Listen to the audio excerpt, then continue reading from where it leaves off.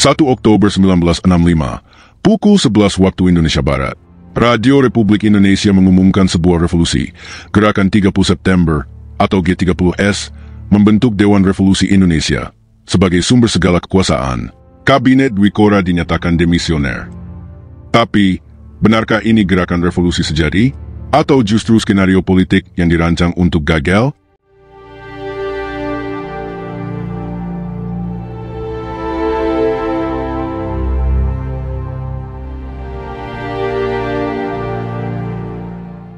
Pada 1 Oktober 1965, pukul 11, melalui siaran Radio Republik Indonesia, Gerakan 30 September atau G30S mengumumkan pembentukan Dewan Revolusi Indonesia sebagai presidium yang akan menjadi sumber segala kekuasaan di Indonesia.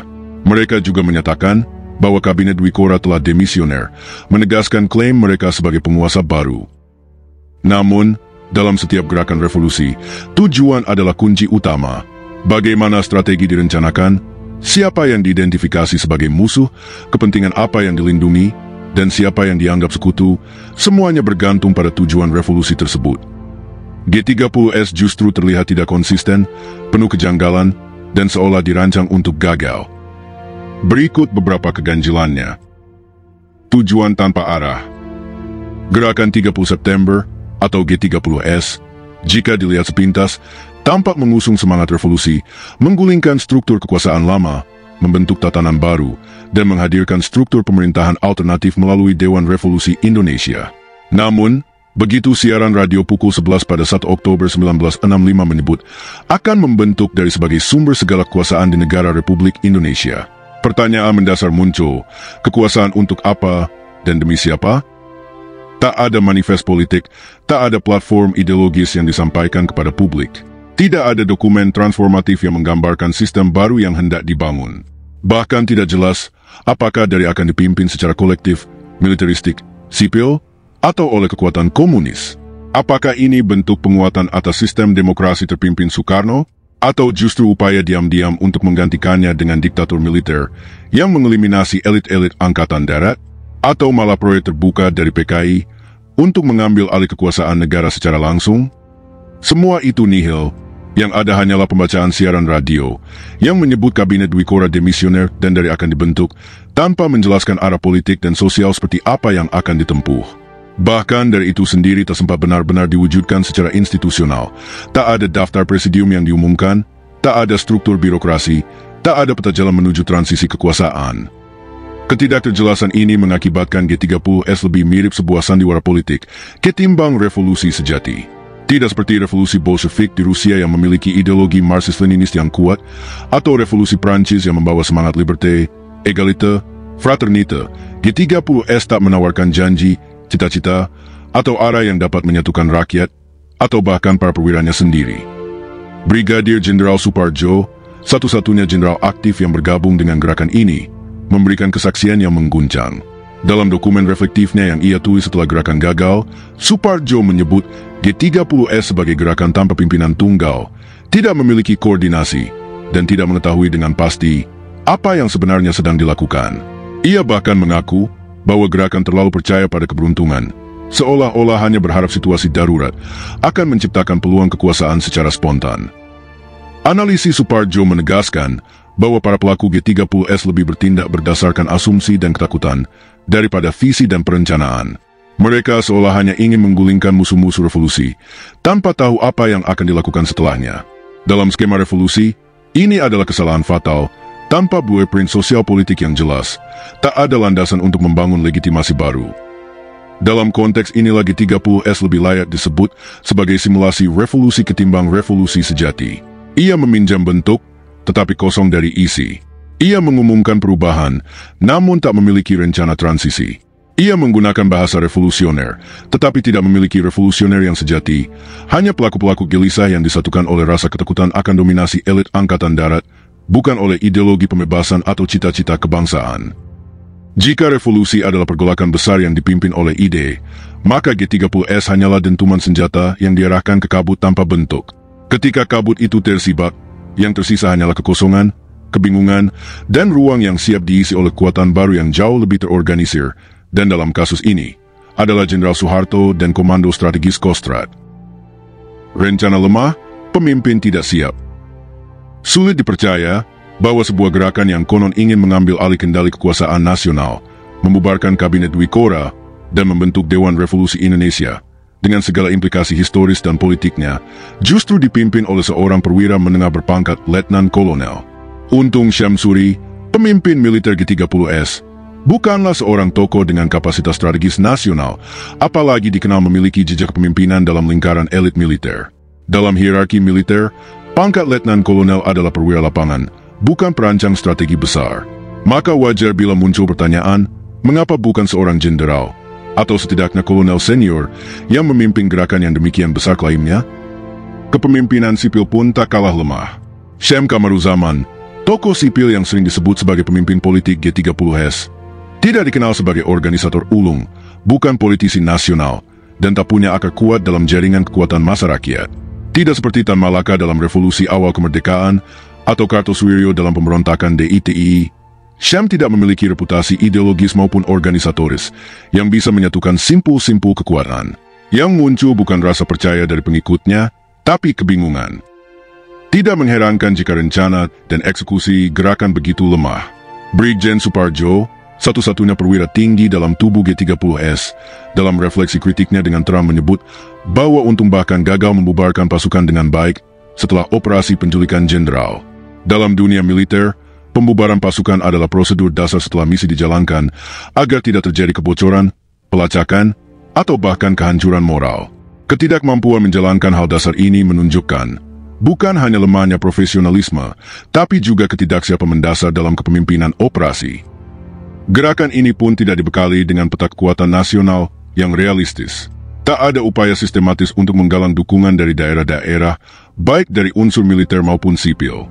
Tidak ada konsolidasi strategi seperti yang dilakukan pemerintah Revolusioner Republik Indonesia, yang berhasil membentuk struktur pemerintahan tandingan, menggandeng dukungan dari tokoh-tokoh sipil dan militer di Sumatera dan Sulawesi, dan bertahan lebih dari 2 tahun.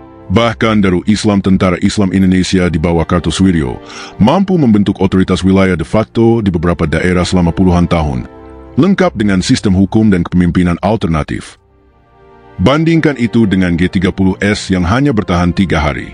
Di Jakarta, jantung kekuasaan Republik, tempat seluruh perhatian politik, militer, dan intelijen seharusnya dipusatkan, gerakan runtuh dalam 2 hari saja. Tidak ada penguasaan infrastruktur strategis yang efektif, tidak ada distribusi logistik yang lancar, bahkan komunikasi antar satuan pun tidak berjalan. Pasukan yang digerakkan ke sekitar Monas dari Yogyakarta dan Jawa Timur dibiarkan tanpa ransum, tanpa instruksi taktis, tanpa perlindungan moral maupun politik. Ini bukan pergerakan militer, melainkan pergerakan instinktif yang dilepas tanpa arahan. Maka jelas, sejak awal, fondasi gerakan G30S sudah rapuh. Tidak ada kepemimpinan tunggal yang dihormati dan diikuti. Tidak ada struktur komando yang solid dan terintegrasi. Tidak ada kejelasan visi atau rencana aksi jangka panjang. Bahkan mereka yang berada di dalam gerakan pun tampaknya tidak yakin akan berhasil dan hanya menunggu keajaiban politik terjadi. Dalam kondisi seperti ini, kegagalan bukanlah kemungkinan, tapi keniscayaan. Alih-alih sebagai upaya revolusioner yang terorganisir, G30S justru terlihat seperti peristiwa politis yang sengaja dibentuk untuk gagal. Karena dalam setiap usaha perebutan kekuasaan, keberhasilan ditentukan oleh satu hal, kepemimpinan. Dan G30S tidak memilikinya. Tanpa dukungan, tanpa komando. Sebuah gerakan nasional, apalagi yang berambisi mengganti tatanan kekuasaan, tidak mungkin berjalan hanya dengan kekuatan terpusat di ibu kota. Ia membutuhkan koordinasi lintas wilayah, dukungan dari satuan militer di daerah, serta jaringan komunikasi yang terstruktur rapi. Namun gerakan 30 September justru menunjukkan kebalikan total dari prinsip dasar ini. Salah satu indikasi paling mencolok dari ketidaksiapan G30S adalah nihilnya komunikasi dan koordinasi dengan kekuatan-kekuatan militer di daerah. Tidak ada perintah terpusat yang disampaikan melalui saluran resmi. Tidak ada mobilisasi pasukan secara simultan, dan tidak ada pengiriman instruksi taktis ke komando-komando di luar Jakarta. Apa yang terjadi di luar ibu kota hanya berupa letupan kecil, dan bahkan itu pun terkesan sebagai inisiatif lokal, bukan bagian dari skenario besar yang terintegrasi. Di Semarang, misalnya, sempat terjadi penahanan sementara terhadap Pangdam 7 di Ponegoro, namun tidak berlangsung lama dan tidak mengarah ke gerakan yang lebih luas. Di Yogyakarta, Sejumlah pasukan diduga mendukung gerakan, tetapi tidak ada perintah operasional yang jelas. Bahkan kurir yang dikirim dari Jakarta menuju Palembang baru mencapai Tanjung Karang, Lampung, ketika gerakan sudah meletus dan hampir usai, suatu bukti konkret betapa buruknya perencanaan waktu dan lemahnya kesiapan struktur nasional. Gerakan ini seperti berjalan dalam ruang hampa. Ia tidak hidup di dalam jalinan institusi atau jaringan sosial politik yang mendukungnya. Tidak ada pesan politik yang dikirim ke partai-partai besar di daerah. Tidak ada komunikasi kepada kalangan sipil revolusioner. Tidak ada pernyataan yang disiarkan secara luas kepada rakyat. Bahkan Dewan Revolusi Indonesia yang diklaim sebagai otoritas baru hanya berisi nama-nama yang sebagian besar tidak tahu bahwa namanya dicatut. Dari pun tidak punya agenda kerja, tidak punya struktur pemerintahan, dan tidak punya legitimasi. Ia lebih mirip proklamasi simbolik ketimbang organisasi politik. Di Jakarta sendiri, kondisi tak jauh berbeda. Pasukan yang disebut menguasai 3 sektor, selatan, tengah, dan utara, nyaris tidak menunjukkan aktivitas berarti. Informasi yang berkembang menyebutkan bahwa alih-alih bergerak merebut pusat-pusat kekuasaan, seperti Istana Negara, RRI, atau kantor-kantor kementerian, sebagian dari mereka justru memilih bersembunyi, bingung, dan tidak mendapatkan perintah lebih lanjut. Sebagian besar dari mereka adalah tentara dari luar kota, dari Jawa Tengah dan Jawa Timur, yang dibawa ke ibu kota, tanpa diberikan pemahaman yang jelas tentang misi yang sedang mereka jalankan. Mereka tak tahu siapa musuhnya, apa targetnya, atau apa yang harus dilakukan setelah malam penculikan jenderal. Yang lebih ironis, pasukan yang dikerahkan untuk menguasai wilayah sekitar Monas, pusat simbolik negara, ternyata tidak dibekali logistik yang memadai. Mereka tidak membawa ransum, tidak ada distribusi makanan, bahkan tidak tahu di mana harus mencari bantuan. Laporan menyebutkan bahwa dalam keadaan lapar dan kebingungan, mereka justru mendatangi markas Kostrad untuk meminta makanan, yakni markas dari unit militer yang pada saat itu menjadi pusat perlawanan terhadap G30S. Ini bukan hanya kegagalan taktis, tapi kegagalan moral yang menunjukkan betapa pasukan ini dikorbankan dalam gerakan yang tidak mereka pahami. Tidak adanya komando terpusat yang efektif menandakan bahwa G30S bukanlah gerakan revolusioner dalam arti sejati. Tidak ada pemimpin yang memegang kontrol atas jalannya peristiwa. Tidak ada integrasi antara lapangan dan pusat.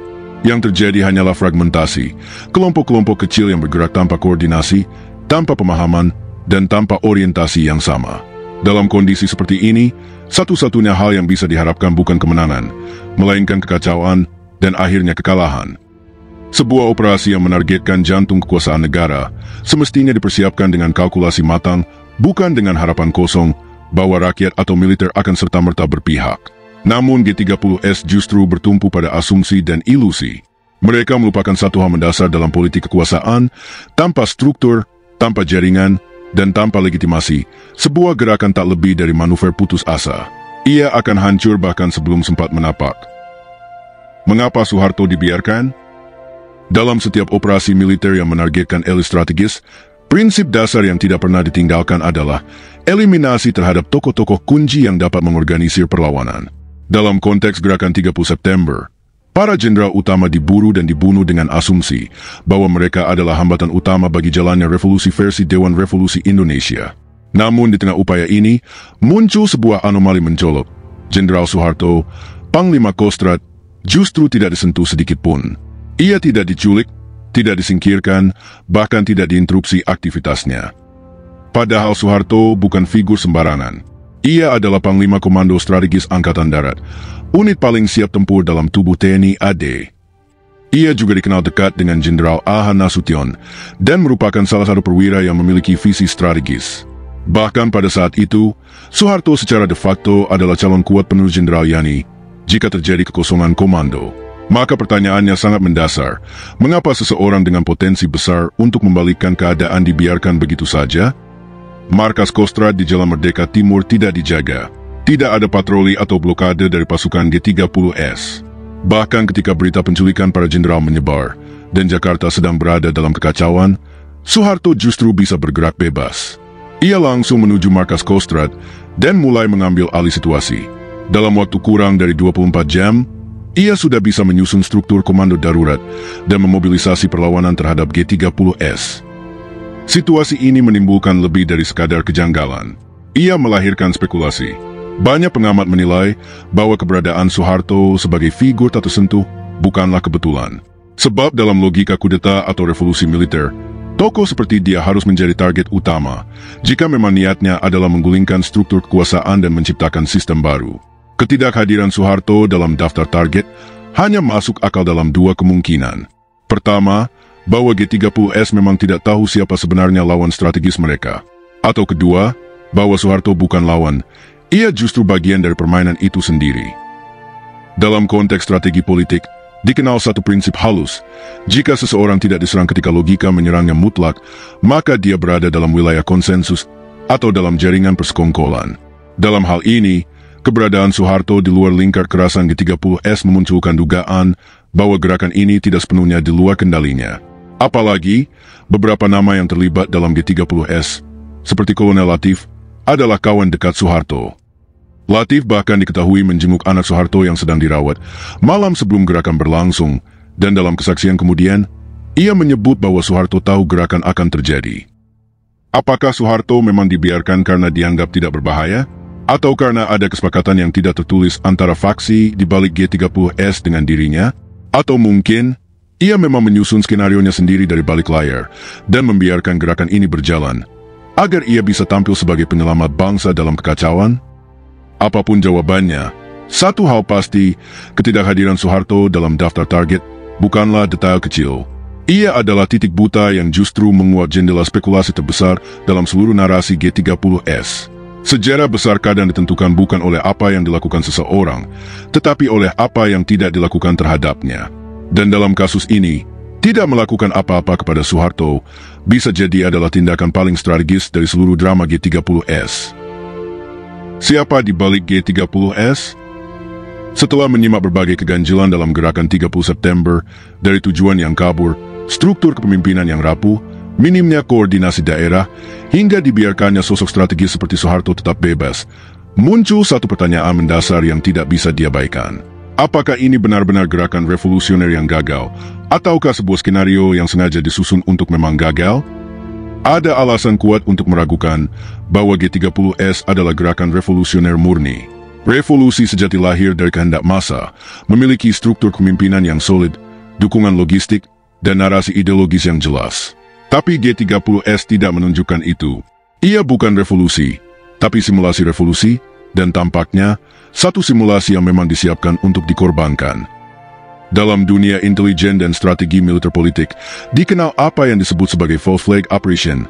Operasi yang dilakukan oleh satu pihak, tapi dikamuflaskan sebagai perbuatan pihak lain, dengan tujuan menciptakan dalih untuk tindakan balasan yang lebih besar. G30S sangat mungkin termasuk dalam pola ini. Tidak hanya karena kelemahannya terlalu mencolok, tetapi karena hasil akhirnya terlalu sempurna bagi satu pihak, Soeharto dan lingkaran elit militer AD. Bayangkan, dalam waktu kurang dari 48 jam, Soeharto berhasil merebut kendali atas ibu kota, memonopoli saluran komunikasi, RRI dan TVRI, menetralisir lawan-lawan internal, dan kemudian mendeklarasikan bahwa gerakan ini adalah pemberontakan PKI. Padahal tidak ada deklarasi resmi dari PKI sendiri bahwa mereka bagian dari gerakan tersebut. Namun narasi itu diterima mentah-mentah oleh publik karena media telah dikuasai dan trauma nasional pasca aksi kekerasan, mayat para jenderal, sumur lubang buaya, dan lain-lain, dimanipulasi secara emosional dan visual untuk mengobarkan amarah. Siapa yang benar-benar bermain? Kita tidak punya cukup bukti definitif, tapi pola-pola dalam sejarah memberi kita kemungkinan. Faksi militer kanan yang merasa dominasi Jenderal Yani dan elit moderat AD terlalu lamban dalam menghadapi PKI, bisa jadi ikut mendorong atau membiarkan gerakan ini, agar memberi mereka legitimasi untuk bertindak keras. Soeharto sendiri, dengan jaringan perwira loyalisnya, seperti Ali Murtopo dan Yoga Sugama, bisa saja membiarkan gerakan ini tumbuh, mengetahui bahwa jika gagal, ia akan muncul sebagai penyelamat, dan itu yang terjadi. Amerika Serikat dan sekutunya, melalui operasi intelijen regional, sangat berkepentingan untuk menghancurkan PKI, partai komunis non-penguasa terbesar di dunia saat itu. Maka jika G30S menjadi dalih untuk pemusnahan total PKI, maka itu adalah kemenangan geopolitik bagi mereka di tengah perang dingin. Dengan kata lain, G30S adalah panggung, dan di panggung ini banyak aktor bermain dengan peran ganda. Prajurit yang disesatkan, sipil yang dimanfaatkan, jenderal yang berpura-pura tidak tahu, dan kekuatan luar yang mungkin menyodorkan naskah dari balik layar. Bila benar gerakan ini dirancang untuk gagal, maka artinya yang dikorbankan bukan hanya para jenderal, tetapi juga ribuan rakyat sipil yang kemudian menjadi sasaran pembersihan sistematis. Pembersihan itu tidak hanya menghancurkan PKI, tapi juga membungkam kaum intelektual progresif, aktivis tani, buruh, seniman kiri, bahkan mahasiswa. Sebuah lapisan kritis dalam masyarakat Indonesia dilenyapkan demi membentuk stabilitas semu di bawah Orde Baru. Narasi tunggal pun ditegakkan. Dalam suasana informasi yang dimonopoli, kebohongan menjadi kebenaran resmi. Sejarah ditulis oleh pemenang, dan pemenangnya membuat skenario yang menghapus jejaknya sendiri. Dan puluhan tahun kemudian, kita masih bertanya-tanya, siapa sebenarnya yang bermain di balik G30S? Siapa sebenarnya yang bermain di balik G30S? Apakah ada infiltrasi intelijen asing, atau justru kekuatan dalam negeri yang menggunakan G30S sebagai alat untuk meraih legitimasi kekuasaan? Jawaban atas pertanyaan ini memerlukan kajian yang berani, dan tidak tunduk pada narasi resmi Orde Baru. G30S mungkin bukan revolusi, tapi alat untuk menghancurkan PKI, mengubah peta politik, dan melahirkan Orde Baru. Sejarah ditulis oleh pemenang, tapi kita wajib bertanya, kebenaran mana yang disembunyikan? Dan karena itu, kita yang hidup hari ini punya tugas moral untuk mengungkap kembali sejarah itu, dengan keberanian, kehati-hatian, dan hormat bagi jutaan jiwa yang terkorbankan oleh palsuan yang dibungkus dalih revolusi. Kalau kalian penasaran dengan fakta sejarah lain, komen di bawah. Jangan lupa like dan subscribe untuk konten-konten menarik lainnya. Al-Fatihah untuk para korban G30S dan peristiwa-peristiwa kelam sesudahnya.